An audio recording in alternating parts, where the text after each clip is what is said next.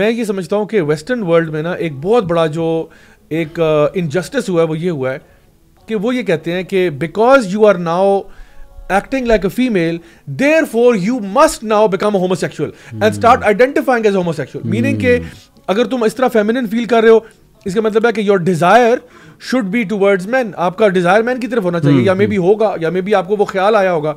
So वो कहते हैं your desire and your action and your identity, it's all the same. ये बड़ा important point है, ये जरा नोट कर लें.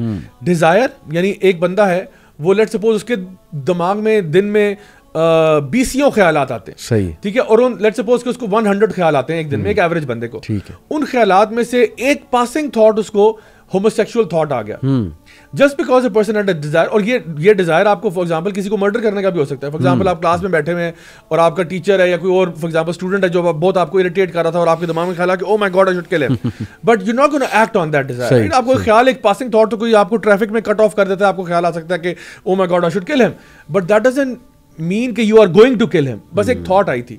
So just because you had a desire for something doesn't mean that you're going to act on that desire. ठीक है. So desire, action और उसके बाद आपकी identity.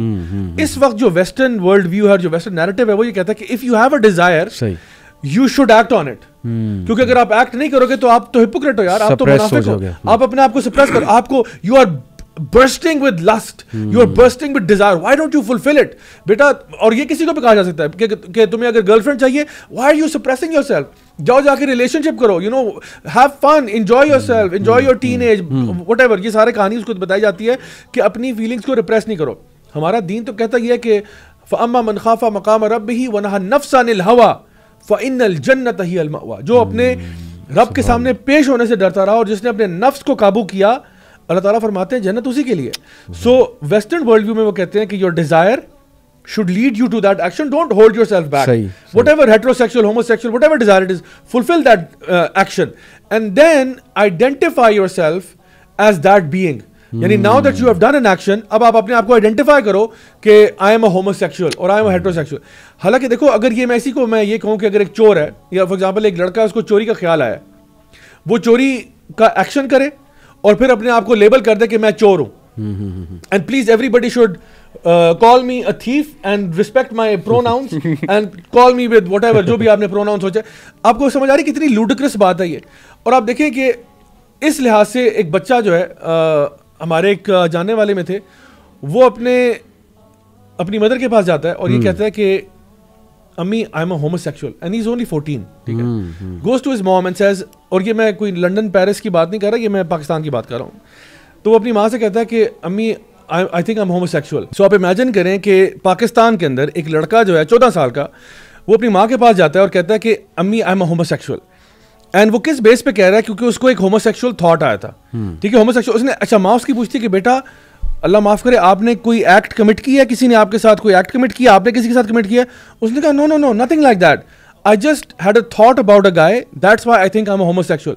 So you see the problem here. उसने एक passing thought के ऊपर, ये क्योंकि मीडिया फीड कर रहा है ना एक बात उसको बार बार, वो उस पासिंग थॉट पे ये कह रहा है कि मैं ना सिर्फ अभी एक्शन नहीं किया उसने, लेकिन वो अपनी आइडेंटिटी वो उसके साथ एसोसिएट कर रहा है कि ये मेरी आइडेंटिटी है.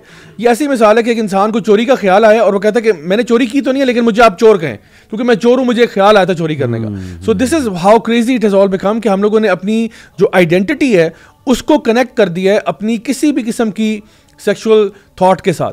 सो हमारा पॉइंट यहाँ पे हम ये कहना चाहते हैं कि इस वक्त जो कुछ भी वेस्ट में जो एक नैरेटिव क्रिएट किया गया है और जो कुछ बिल्ड किया जा रहा है, उसके पीछे एक प्रॉपर एक एफर्ट है. यानी ये ना समझें कि इट्स बाय एक्सीडेंट ही ऐसे हो रहा है. मेरे सामने यहाँ पे एक रिसर्च पड़ी हुई है, जो इसका नाम है the overhauling of straight America by Marshall Kirk and Erastes Pill. ये पूरा डॉक्यूमेंट जो है ये बेसिकली ये स्टेट करता है, ये समझे कि एक स्टेप बाय स्टेप गाइडलाइन है कि हमने स्ट्रेट अमेरिका को होमोसेक्सुअल फ्रेंडली कैसे करना है. और उसका जो मोडस ऑपरेंडी है वो ऐसा ही है कि बड़े आराम आराम से हमने लेके जाना है. सबसे पहले हमने ना लोगों को डिसेंसिटाइज करना है.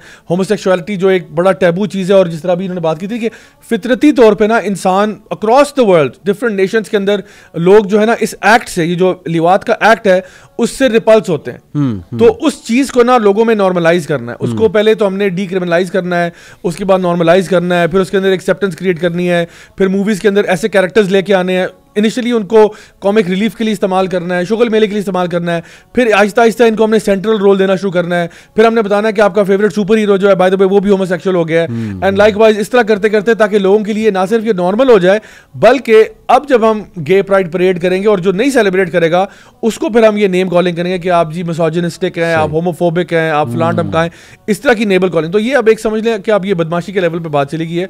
This is what's happening right now.